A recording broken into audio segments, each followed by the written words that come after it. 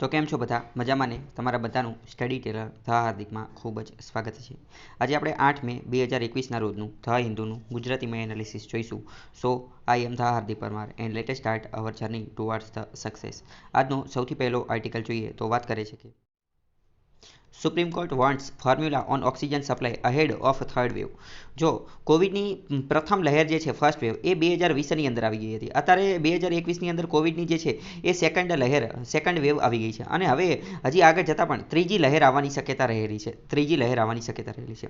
હવે અહીંયા આપણે મહત્વની વસ્તુ સમજવાની છે. આની પહેલાં મેં તમને એવું કીધેલું હતું કે દર 100 વર્ષે એક મહામારી આવે છે. દર 100 વર્ષે 1720ની અંદર એક મહામારી આવેલી હતી, 1820ની અંદર એક મહામારી આવેલી હતી, 1920ની અંદર એક મહામારી આવેલી હતી અને 2020ની અંદર એક મહામારી આવેલી હતી. 2020માં કોવિડની મહામારી આવી ડિસેમ્બરની આજુબાજુમાં આવેલી હતી. તો ત્યારે લોકો થોડા ચિંતિત હતા. પછી જેવું તે આપણે એ કોવિડને કંટ્રોલ કરી લીધો, ભારતની અંદર આપણે કંટ્રોલ કરી લીધો, બરાબર. કોને કોવિડને લોકડાઉન એવું બધું લગાવ્યું તો આપણે થોડો ઘણો કંટ્રોલ કરી લીધો. તો WHO બધાએ આપણી તારીફ કરી, વર્લ્ડ હેલ્થ ઓર્ગેનાઇઝેશન, કે ભારતે ખૂબ સારું કાર્ય કર્યું, નોવેલ પેલું તારીફ કરી. તો ભારતના લોકો, ભારતની સરકાર, ભારતના બધા નેતાઓને બધા જે છે એ થોડા પાવરમાં આવી ગયા, થોડા સફાઈમાં આવી ગયા અને એના કારણે પછી થોડું ધ્યાન રાખ્યું નહીં. થોડું ધ્યાન ન રાખ્યું એટલે તરત જ એના કારણે શું થયું, બીજી લહેર આવી ગઈ.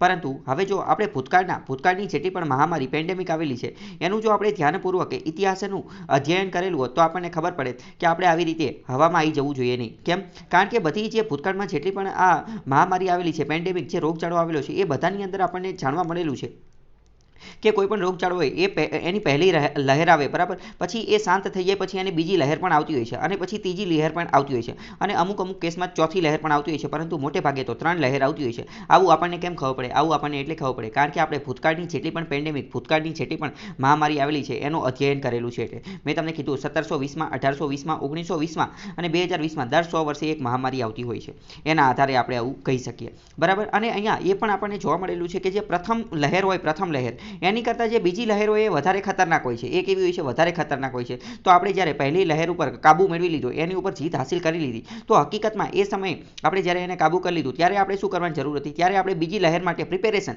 તૈયારી શરૂ કરવાની જરૂર હતી, જે કરવામાં આપણે અસફળ રહ્યા અને એના કારણે બીજી લહેર હતી એણે ભારતની અંદર આતંક મચાવી દીધો. અને હવે જે ત્રીજી લહેર હશે, જે બધું જૂના અભ્યાસ ઉપરથી તો એવું જાણવા મળેલું છે કે ત્રીજી લહેર જે છે એ થોડી હલકી હોય છે. એ કેવી હોય છે? એ થોડી ઓછી હોય છે. તો આવું આપણને જાણવા મળેલું છે, બરાબર. તો અત્યારે શું ચર્ચામાં છે? અત્યારે સુપ્રીમ કોર્ટે એવું કીધું. Supreme court wants formula on oxygen supply, એટલે કે ત્રીજી લહેર આવી જાય, થર્ડ વેવ આવે એની પહેલાં સુપ્રીમ કોર્ટે સરકારને એવો પ્રશ્ન કરી દીધો છે કે ઓક્સિજન સપ્લાય કઈ રીતે કરવાનું છે, એનું ફોર્મ્યુલા, એનું સૂત્ર તમે અમને જણાવી દો. ઓક્સિજનનું કઈ રીતે, ઓક્સિજનની જે સપ્લાય જે છે, પહોંચ કઈ રીતે પૂરી પાડવાની એ તમારે કહેવું પડશે.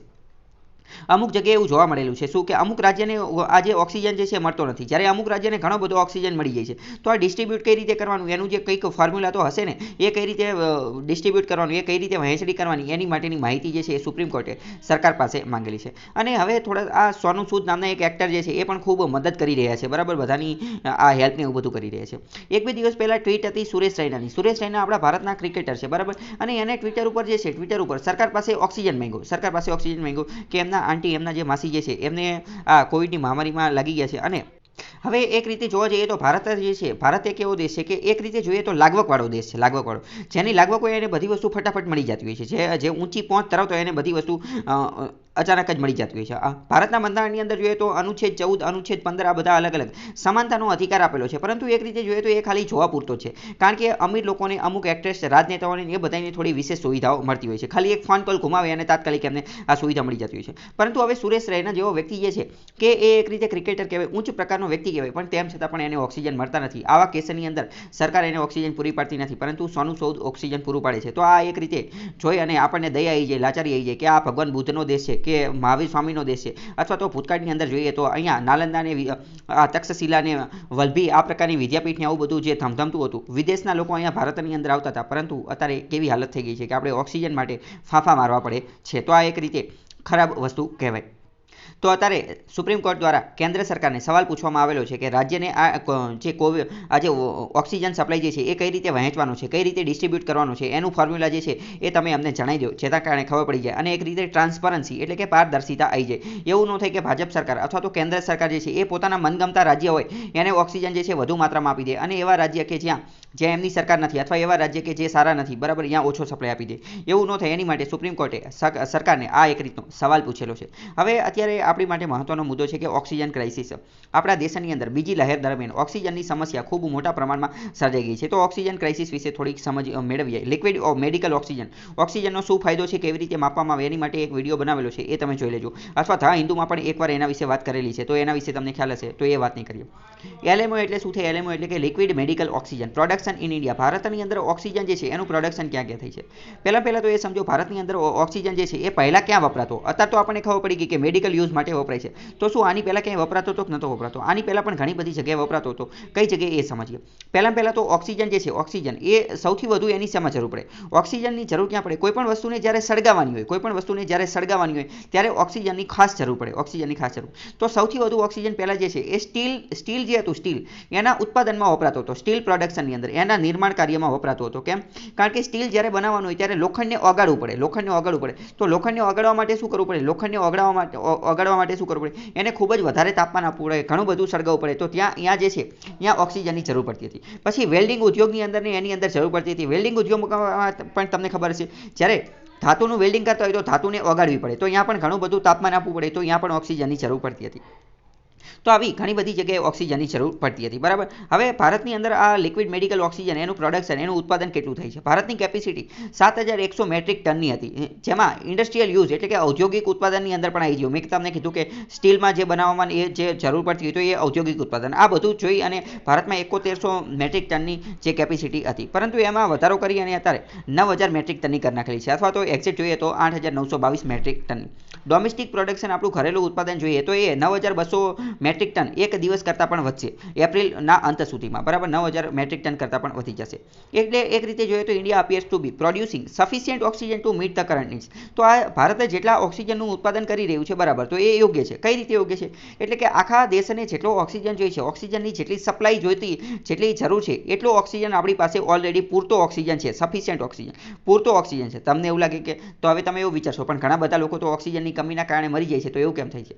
એવું એટલા માટે થાય છે, ઓક્સિજન તો આપણી પાસે પૂરતો છે, પરંતુ એનો સપ્લાય જે છે એ થઈ શકતો નથી. એટલે કે એનું પરિવહન વ્યવસ્થિત રીતે થઈ શકતું નથી. ઓક્સિજન જે છે એ અમુક જગ્યાએ છે, એનું જે પરિવહન, એનું ટ્રાન્સપોર્ટેશન જે છે એ યોગ્ય રીતે થઈ શકતું નથી. તો મેઇન વસ્તુ શું છે? ઓક્સિજનનું જે પ્રોડક્શન જે છે એ તો ઓકે થઈ ગયેલું છે. હવે આપણે જે એનું જે પરિવહન જે છે, ટ્રાન્સપોર્ટેશન, એને બૂસ્ટ કરવાની જરૂર છે. બરાબર. મેઇન પ્રોબ્લેમ શું છે? એનું ટ્રાન્સપોર્ટેશન, એને બૂસ્ટ કરવાની જરૂર છે. સરકારે એની માટે શું કરેલું છે એ જોઈએ. સરકારે એની માટે પહેલાં તો ઓક્સિજન એક્સપ્રેસ રેલગાડી શરૂ કરેલી હતી, જેમાં ઓક્સિજન એક્સપ્રેસ ઓક્સિજન જે છે એ ટ્રાન્સપોર્ટ કરવામાં આવતો હતો. બીજું, સરકારે એની માટે 2005નો જે DMA લાગુ કરી દીધો હતો. DMA એટલે કે disaster management act. Disaster management act વિશે એક બે દિવસ પહેલા વાત કરેલી હતી, અથવા એની માટે પણ અલગ વિડીયો છે, એ જોઈ લેજો. ડિઝાસ્ટર મેનેજમેન્ટ એક્ટ જે છે એ ગૃહ મંત્રાલય દ્વારા લાગુ કરી દેવામાં આવેલો હતો, અને એના અંતર્ગત DMA અંતર્ગત આદેશ આપવામાં આવેલો હતો કે free interstate movement of oxygen carrying vehicles.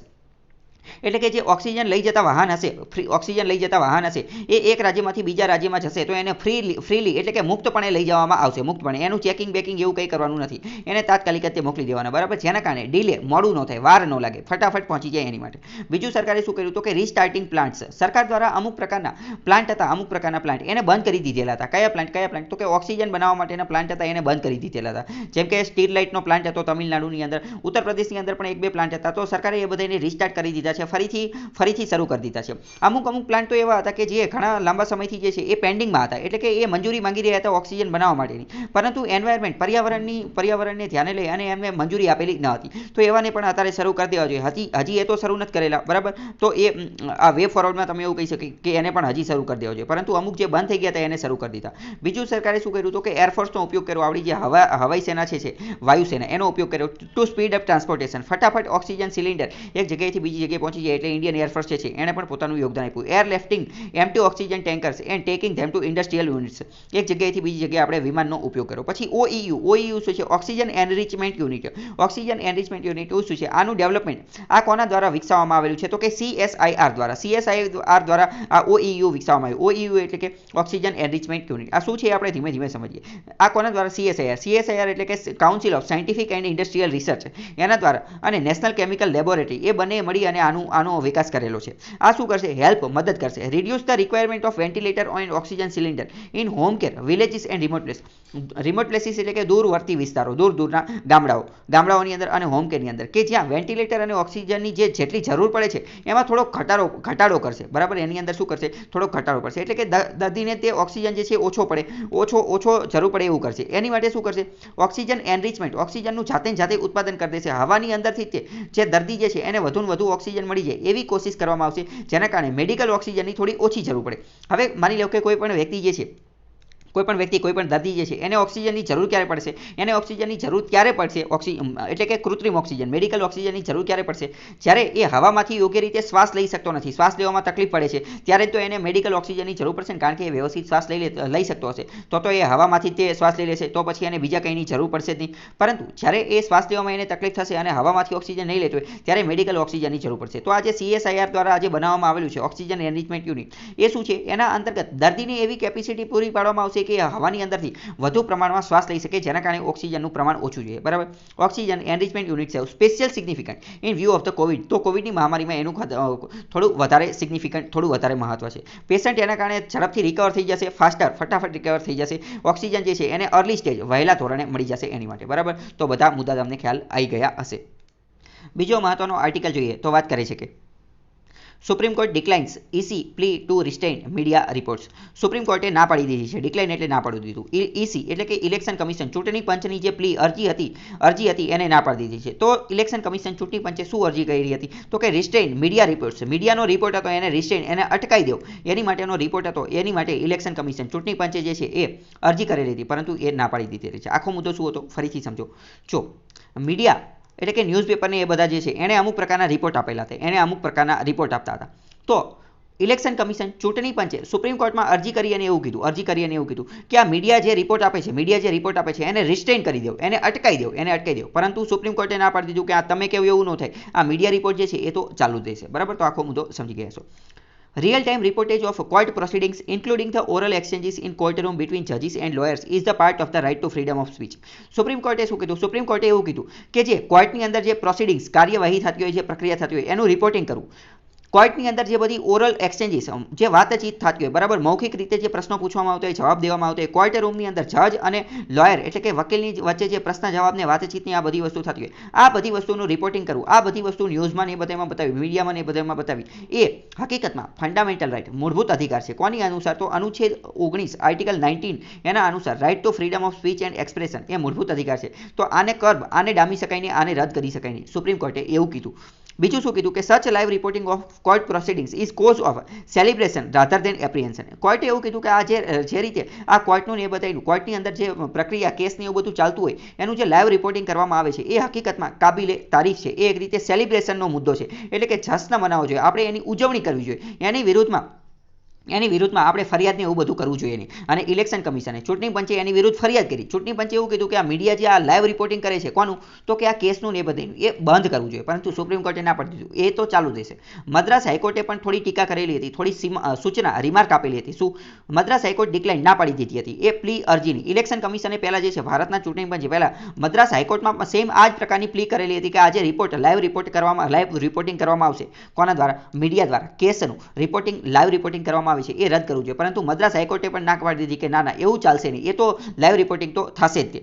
તો ઇલેક્શન કમિશન ઓફ ઇન્ડિયા, ભારતનું ચૂંટણી પંચ જે છે એ મદ્રાસ હાઈકોર્ટે ના પાડી, તો એ ક્યાં પહોંચી ગયું? સુપ્રીમ કોર્ટની. અને સુપ્રીમ કોર્ટને એમ કીધું કે આ જે લાઈવ રિપોર્ટિંગ કરવામાં આવે છે મીડિયા દ્વારા એ રદ કરી નાખો, કેસનું ને બધે. સુપ્રીમ કોર્ટે એને પણ ના પાડી દીધી. એટલે કે બેની અંદર ઇલેક્શન કમિશન, ચૂંટણી પંચની હાર થઈ. ઇલેક્શન કમિશન પણ એક બંધારણીય સંસ્થા છે, 324 અનુચ્છેદમાં આપેલી છે બંધારણના. આગળ વાત કરીએ. HC judges had said that poll body officials should be charged with murder for allowing rallies and mass gathering during the Tamil Nadu Assembly. જ્યારે મદ્રાસ હાઈકોર્ટે તો હદ વટાવી દીધી અને હદ વટાવીને એવું કહી દીધું શું કે ઇલેક્શન કમિશન ઓફ ઇન્ડિયા, ભારતનું જે ચૂંટણી પંચ જે છે એની ઉપર મર્ડરનો ચાર્જ લગાવી દેવો જોઈએ. એટલે કે એની ઉપર જે છે એને જે મૃત્યુ કરેલું છે, કોઈનું ખૂન કરી નાખેલું છે એવો ચાર્જ લગાવી દેવો હોય. કેમ? કારણ કે એમને તો પરમિશન આપેલી હતી ને રેલી કરવાની અને માસ ગેધરિંગ. માસ એટલે કે મોટા પ્રમાણમાં લોકોને ભેગા કરવાની, જે ચૂંટણીઓ દરમિયાન, ચૂંટણી પ્રચાર દરમિયાન બધા લોકોને ભેગા કરવાની કરવાની જે પરવાનગી આપેલી હતી એ તો ચૂંટણી પંચે જ આપેલી હતી, એટલે એની ઉપર આ કોવિડના કારણે આ બધા લોકોના મૃત્યુનો ચાર્જ જે છે એ લગાવી દેવો જોઈએ. કારણ કે જો ઇલેક્શન કમિશન ઓફ ઇન્ડિયા ભારતનું ચૂંટણી પંચ ધારે તો આ બધી રેલી મોટી મોટી જે રેલી થતી હતી એને અટકાવી શકે, એને અટકાવી એ ઓર્ડર આપી દે, એને તો ડાયરેક્ટ પોલિટિકલ પાર્ટી રાજનીતિક પાર્ટીઓને ઓર્ડર જ આપવાનો છે કે આવી રેલીને આવું બધું બંધ કરો, તો તાત્કાલિક એ બંધ થઈ જાય, એવું મદ્રાસ હાઈકોર્ટનું કહેવાનું થાય છે. The judges remarked that the EC was solely responsible. અને એણે એવું પણ કીધું મદ્રાસ હાઈકોર્ટે કે કોવિડમાં જે સર્જ બીજી લહેરમાં આપણે જે મહામારીનો ભોગ બની ગયા છે એની માટે માત્ર અને માત્ર ચૂંટણી પંચ જવાબદાર છે, એવું મદ્રાસ હાઈકોર્ટ દ્વારા કહી દીધેલું. એપેક્સ કોર્ટ એટલે કે સુપ્રીમ કોર્ટ દ્વારા શું કીધેલું, તો સુપ્રીમ કોર્ટે એવું કીધું કે on the nature of the remark, Madras હાઈકોર્ટનો જે વસ્તુ હતી એની ઉપર સુપ્રીમ કોર્ટે શું કીધું, તો કે આ degree of caution and circumstance would have allayed the problems in the present case. એટલે કે જો સુપ્રીમ કોર્ટે એવું કીધું કે આવું વધારે કહેવામાં આવશે તો આ પરિસ્થિતિ જે છે એને વધારે બગાડશે, પરિસ્થિતિ જે છે એ વધારે બગડશે. અને બીજું એવું કીધું કે this is in the past and does not constitute a part of the record. ભૂતકાળમાં આવું કંઈ થયેલું નથી. અને જે રિમાર્ક જે સૂચનાઓને બધું આપવામાં આવેલી હતી એ કેસની ને બધાની વાત કરી. તો આ બધી બાબતની અંદર સુપ્રીમ કોર્ટે શું ઓબ્ઝર્વેશન કર્યું, શું અવલોકન કર્યું એ આપણે સમજવાની કોશિશ કરી. તો મેં તમને પહેલાં જ કીધું આખો મુદ્દો શું હતો. આખો મુદ્દો એ હતો કે ઇલેક્શન કમિશન ઓફ ઇન્ડિયા ભારતના ચૂંટણી પંચે કોર્ટની અંદર અરજી કરેલી હતી, પ્લી કરેલી હતી. શું પ્લી કરેલી હતી કે આ કોર્ટની અંદર જે કેસ ચાલી રહ્યા છે એ કેસનું જે લાઈવ રિપોર્ટિંગ કરવામાં આવે છે કોના દ્વારા, મીડિયા દ્વારા, આ રદ કરવું જોઈએ. પરંતુ કોર્ટે ના પાડી દીધી અને કોર્ટે એવું અવલોકન કરી અને એવું કીધું, શું અવલોકન કીધું કે ભારતના બધા નાગરિકો જે છે, ભારતના બધા નાગરિકો એમને અધિકાર છે ટ્રાન્સપરન્સી, પારદર્શિતાનો અધિકાર છે. એમને દેશની અંદર શું ચાલી રહ્યું છે, કોર્ટ રૂમની અંદર શું ચાલી રહ્યું છે, ન્યાયાલયમાં શું ચાલી રહ્યું છે, ન્યાયાલયની અંદર જે જ્યુડિશિયલ પ્રોસિડિંગ્સ એટલે કે ન્યાયિક પ્રક્રિયા શું ચાલી રહી છે, જજ શું પ્રશ્ન પૂછે છે, વકીલ શું જવાબ આપે છે, વકીલ શું પ્રશ્ન પૂછે છે, આ બધી પ્રક્રિયામાં કઈ વસ્તુ ચાલી રહી છે એ બધી વસ્તુ જાણવાનો અધિકાર છે કોને, નાગરિકોને. એટલે આ અટકાવી શકાય નહીં. સુપ્રીમ કોર્ટે સાથે સાથે ગુજરાત હાઈકોર્ટનું ઉદાહરણ જે છે એ પણ ટાંકેલું હતું. તો ગુજરાત હાઈકોર્ટે પણ થોડા સમય પહેલા એક અદ્ભુત કાર્ય કરેલું હતું. શું કાર્ય કરેલું હતું, તો ગુજરાત હાઈકોર્ટે જે છે એ ટ્રાન્સપરન્સી, પારદર્શિતા લાવવા માટે ખૂબ સારું કાર્ય કરેલું હતું.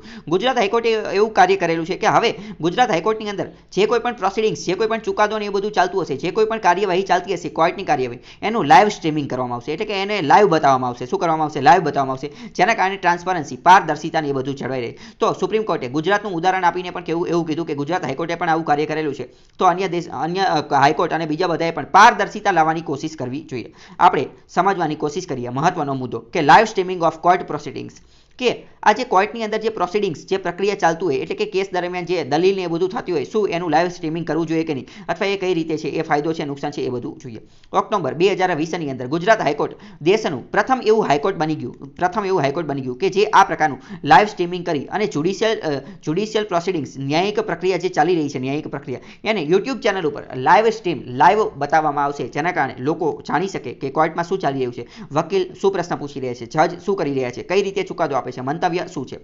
તો high court allowed the open courtroom proceedings. Open courtroom proceeding એટલે કે કોર્ટરૂમમાં જે પણ કોઈ પણ પ્રક્રિયા થાય છે એને ઓપન કરવામાં આવશે અને વિડીયો કોન્ફરન્સના માધ્યમથી. Accept the proceedings to be conducted in the camera. In camera means, કેમેરાનો મતલબ શું, in private chambers of a જજ with the press and public એક્સક્લુડેડ.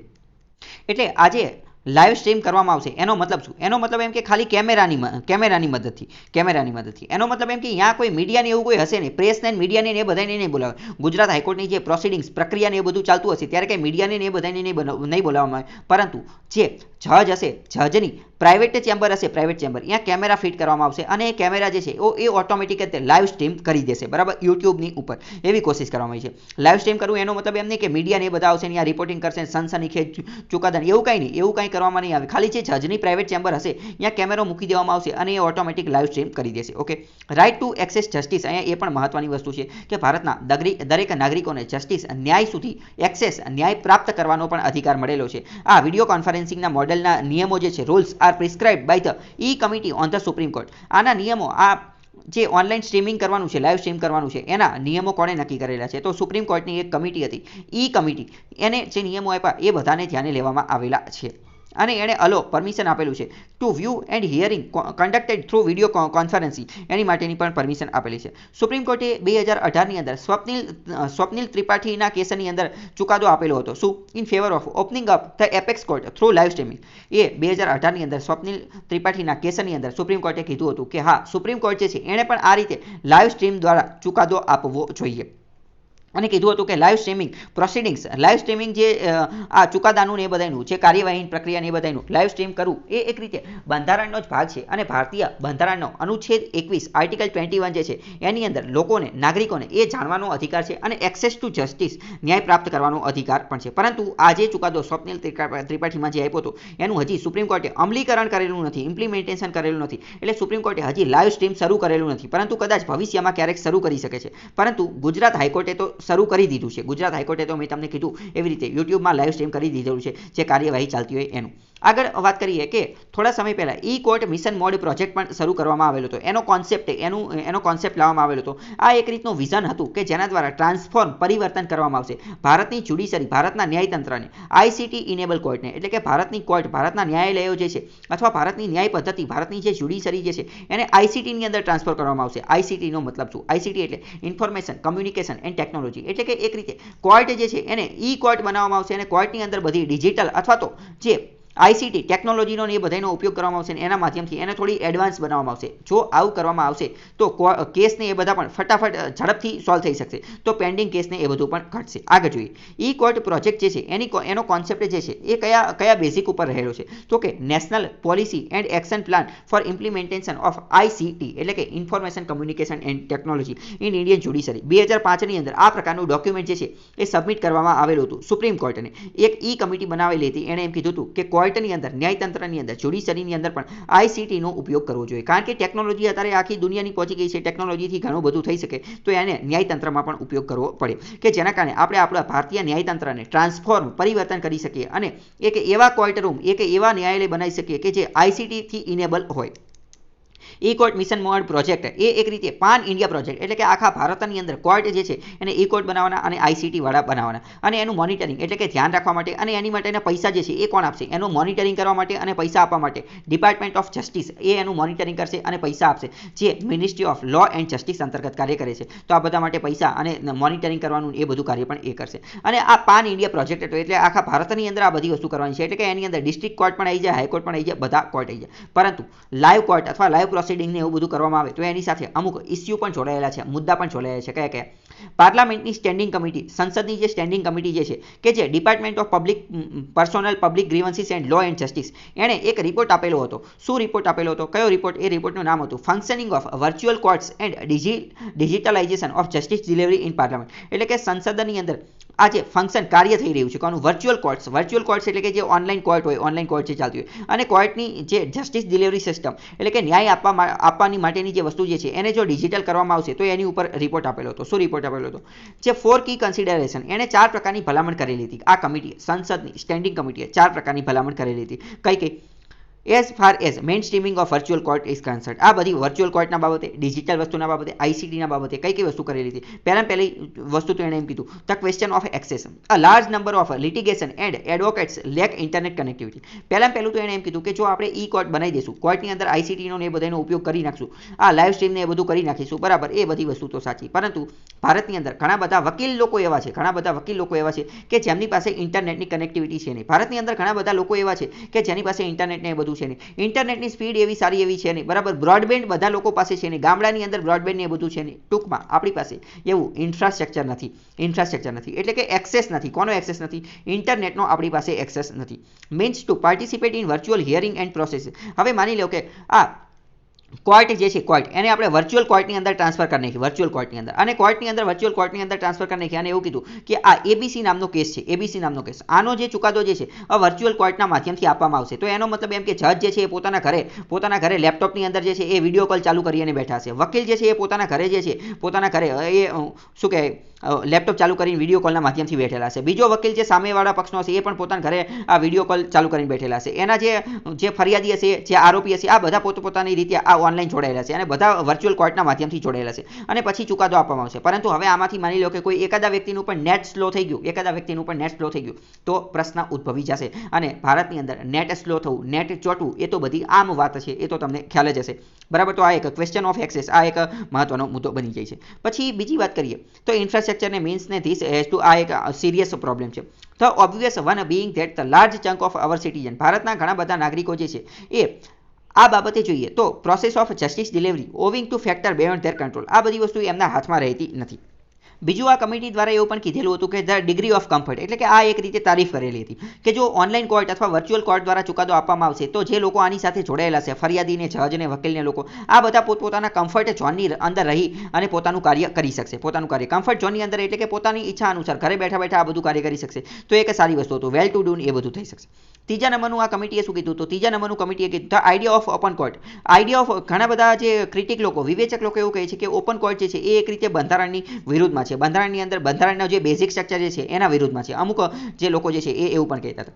ચોથા નંબરનો પ્રશ્ન કમિટીએ શું કીધું? તો કે આ જે આપણે ઓનલાઈન કોર્ટ, વર્ચ્યુઅલ કોર્ટને એ બધું જો શરૂ કરી દેશું તો ડેટા સિક્યુરિટી અને પ્રાઇવસી નિજતાનો અધિકાર જે છે એનો એક ખૂબ મોટો પ્રશ્ન ઉદ્ભવી જશે. માની લો કે વર્ચ્યુઅલ કોર્ટ દ્વારા ઓનલાઈન બધા લોકો જે છે એ આ ચુકાદોને એ બધું સાંભળી રહ્યા છે. હવે આ સિસ્ટમ જે છે, આખી સિસ્ટમ, એને કોઈ હેક કરી નાખી તો, અથવા સિસ્ટમની અંદર કોઈ બગ નાખી દીધો તો, અથવા સિસ્ટમની અંદર કંઈ આડું અવડું કરી નાખ્યું તો, અથવા તો માની લો કે આ બધો હવે આવી રીતે માની લો કે વર્ચ્યુઅલ કોર્ટ નાખી દીધી અને આ વર્ચ્યુઅલ કોર્ટ ઘણા બધા કેસ સાંભળે છે, ઘણા બધા કેસ. હવે આ બધા કેસનો ડેટા જે છે એ લીક થઈ ગયો હતો અને આ ડેટા બજારમાં વેચાવા માંડ્યો હતો. તો આ બધી પણ એક સમસ્યા રહેલી છે. સૌથી મોટી સમસ્યા તો આવડી રહેલી છે. બરાબર, એવું આ કમિટીએ કીધેલું હતું.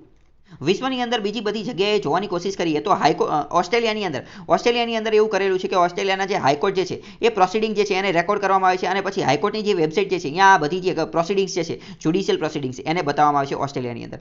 બ્રાઝિલની હાઈકોર્ટ અને કેનેડાની, ઇંગ્લેન્ડની અને જર્મનીની જે છે એ પણ લાઈવ પ્રોસિડિંગ જે છે એ બતાવવામાં આવે છે. અમેરિકાની જે સુપ્રીમ કોર્ટ જે છે ત્યાં આવી રીતનું કોઈ પણ વિડીયો રેકોર્ડિંગ જે છે એ કરવામાં આવતું નથી. But oral arguments are recorded. બરાબર, વિડીયો રેકોર્ડિંગ કરવામાં આવતું નથી, પરંતુ ઓરલ, મૌખિક રીતે જે બોલવામાં આવે એનું ખાલી રેકોર્ડિંગ કરવામાં આવે છે. બરાબર, કોલ રેકોર્ડિંગ જેવું રેકોર્ડિંગ કરવામાં આવે, વિડીયો રેકોર્ડિંગ કરવામાં આવતું નથી અમેરિકાની અંદર.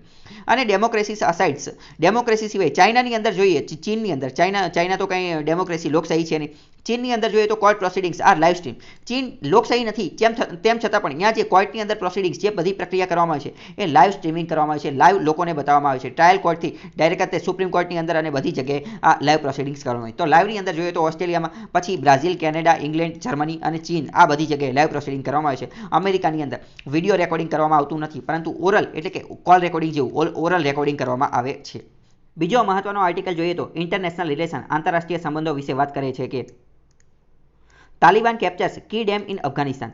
તાલિબાન એક રીતનું આતંકવાદી સંગઠન છે એવું બધા લોકો માને છે. બરાબર, વિશ્વના લોકો માને છે. તો અફઘાનિસ્તાન જે છે, અફઘાનિસ્તાનની અંદર તાલિબાન નામનું સંગઠન જે છે એ કાર્યરત છે. તાલિબાન લોકોનું અફઘાનિસ્તાનની અંદર ડેમોક્રેટિક, લોકશાહી રીતે ચૂંટાયેલી સરકાર પણ છે. બરાબર, લોકશાહી રીતે ચૂંટાયેલી સરકાર છે. પરંતુ તાલિબાનનું એવું કહેવાનું થાય છે કે તાલિબાન જે છે એ અફઘાનિસ્તાન ઉપર રાજ કરશે. તાલિબાન અફઘાનિસ્તાન ઉપર રાજ કરશે. ત્યાંની સરકાર જે છે એ ખોટી છે. એ સરકાર જે છે એ ખોટી છે. તાલિબાન જે છે એ તો અફઘાનિસ્તાનને ચલાવવાનું કાર્ય કરશે. તો મતલબ કે તાલિબાનવાળા લોકો જે છે, તાલિબાનવાળા લોકો એ ગોરિલા યુદ્ધ ટેકનિકની મદદથી વારંવાર સરકારી ઓફિસરો ઉપર ને સરકારની ઉપર ને એ બધાની ઉપર હુમલો કરતા હોય છે. ટૂંકમાં એવું સમજો કે તાલિબાન અને અફઘાનિસ્તાનની સરકાર જે છે આની વચ્ચે વારંવાર લપ ચાલતી હોય છે. તમને એવું લાગે કે સરકાર એટલી પાવરફુલ છે તો સરકાર જે છે તાલિબાનને ધરપકડ કેમ નથી કરી લીધી? તો એ નથી કરી શકતી. કેમ? કારણ કે મેં તમને પહેલાં જ કીધું કે તાલિબાન જે છે એ ગોરિલા યુદ્ધ ટેકનિકનો ઉપયોગ કરે છે. પહાડમાં, જંગલમાં, એ બધી જગ્યાએ છુપાઈને હુમલો કરતા છે. અને બીજું, તાલિબાન લોકો પણ પાવરફુલ છે.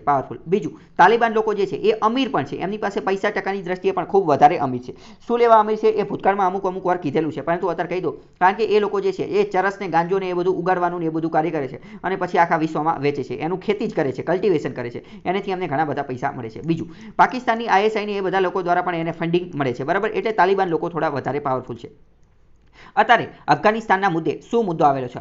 અત્યારે તાલિબાન જે છે એણે અફઘાનિસ્તાનની અંદર એક મહત્વનો ડેમ જે છે, મહત્વનો ડેમ એ કેપ્ચર કરી દીધો છે, એ પ્રાપ્ત કરી લીધો છે. એટલે કે અફઘાનિસ્તાનની સરકાર પાસેથી બૂચ મારી દીધો છે, એની ઉપર કબજો મેળવી લીધેલો છે, કે જે અફઘાનિસ્તાનનો બીજા નંબરનો સૌથી મોટો ડેમ છે.